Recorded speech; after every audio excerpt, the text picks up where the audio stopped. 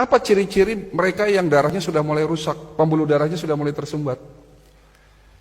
Ya kaki gampang kesemutan, gampang baal, kebas-kebas, kalau di kepala yo sering migrain, leher kenceng, tubuh lemah, kalau terjadi sumbatan di jantung akan nyeri dada, sesak dan seterusnya.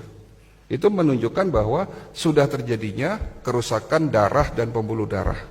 Pertanyaannya lagi, apa yang menyebabkan kerusakan darah dan pembuluh darah sehingga terjadinya kerusakan di sel-sel kita?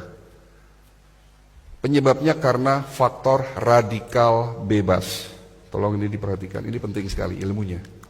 Radikal bebas. Radikal bebas itu satu molekul yang kehilangan pasangan elektronnya, sangat reaktif, kalau nempel di sel, sel kita rusak. Entah itu sel darah merah, entah itu sel darah putih, di mana sel darah putih kita tahu sebagai antibodi tubuh kita, entah itu di pembuluh darah.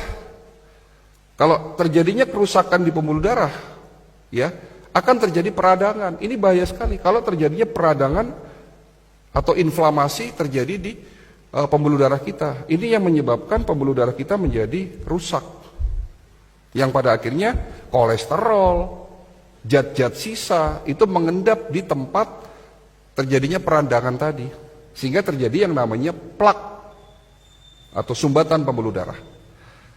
Nah, radikal bebas itu terbentuk akibat proses oksidasi. Tolong perhatikan lagi.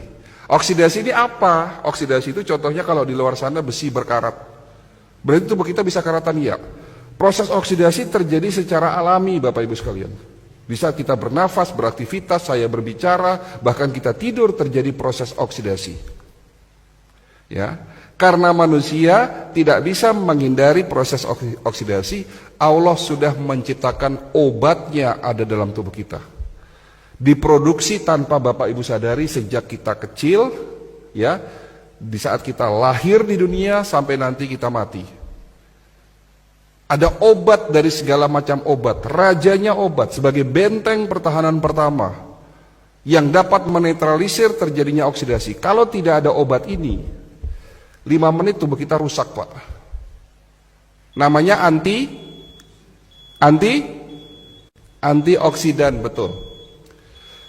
Kalau hari ini kita masih berkecimpung di vitamin, di antibodi, sudah ketinggalan zaman, Pak. Hari ini dokter-dokter di Eropa, di Amerika, penemu-penemu suplemen, itu bagaimana caranya menemukan satu antioksidan yang kembali lagi tujuannya untuk menetralisir terjadinya oksidasi agar tidak terbentuk yang namanya radikal bebas. Ini penting sekali. Antioksidan diproduksi dalam tubuh kita. Ada 2, glutathione dan superoksid dismutase. Glutathione itu rajanya antioksidan. Ya.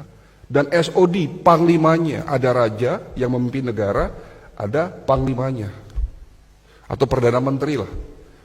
Jadi yang menjaga tubuh kita itu sesungguhnya bukan antibodi. Antibodi itu benteng pertahanan kedua, Pak. Benteng pertahanan pertama namanya antioksidan, glutathione dan superoksid dismutase.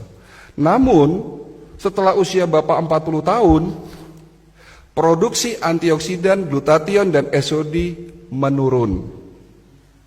Makanya itulah yang disebut tua. Menurunnya produksi antioksidan. Sehingga pada saat usia 40 tahun dan terus bertambah, terjadinya oksidasi yang tidak diimbangi dengan produksi antioksidan, sehingga terbentuk yang namanya radikal bebas. Dan radikal bebas inilah yang mulai merusak pelan-pelan sel-sel tubuh kita. Sudah mulai jelas ya, Pak? Sudah mulai jelas ya? Oke. Tapi Allah Maha Baik. Allah bukan hanya menciptakan antioksidan dalam tubuh kita, tapi juga sudah menyiapkan plan B-nya. Menciptakan antioksidan ada di sekitar kita sebagai obat, sebagai penawar. Ada di mana? Ada di buah dan tanaman herbal. Yang di mana antioksidan itu disebut sebagai prajurit-prajurit antioksidan. Jenisnya ada ratusan. Contoh, resveratrol, antioksidan yang dapat mencegah dan mengobati penyakit darah dan jantung, stroke, ada di buah yang berwarna merah keungu-unguan. Buah apa itu? Anggur, blueberry, strawberry, buah delima. Terong bukan buah, Pak. Ya. Tapi ada juga buah yang banyak mengandung antioksidan resveratrol. Selain itu juga banyak mengandung antioksidan lainnya. Tapi mungkin buah ini dianggap sebelah mata oleh kita. Padahal ini rajanya buah yang ada di Indonesia. Mungkin kalau delima susah, blueberry susah. Tapi buah ini ada di Indonesia. Namanya buah jamblang. Oke, jamblang bagus. Tapi ada yang lebih baik dari jamblang. Apa? Buah manggis, Pak. Kapan terakhir makan buah manggis?